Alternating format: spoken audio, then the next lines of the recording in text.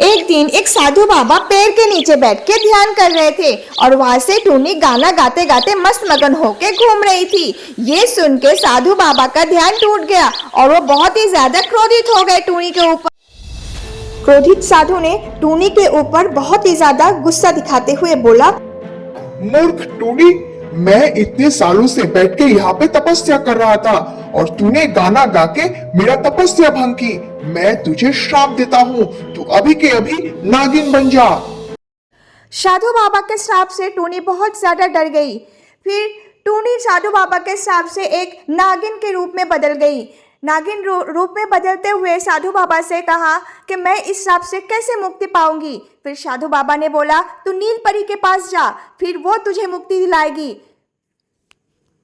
नागिन रूपी टूनी नील परी के वहां आ गई और उसे बुलाने लगी। उसकी पुकार सुनकर नील परी नीचे आई और बोलने लगी, तुम कौन हो और मुझे क्यों बुला रही हो? फिर टूनी ने बोला कि मुझे साधु बाबा ने श्राप दिया और मैं टूनी से नागिन बन गई। नागिन रूपी टूनी की बात सुन के नील परी को बहुत दया आई और नील परी टूनी से बोली, तुम चिंता मत करो, मैं साधु के श्राप से तुम्हें मुक्ति दिलाऊंगी। नील परी अपनी जादुई छड़ी से जादू करके नागिन रूपी टूनी को फिर से टूनी के रूप में बदल दिया और टूनी बहुत खुश हो।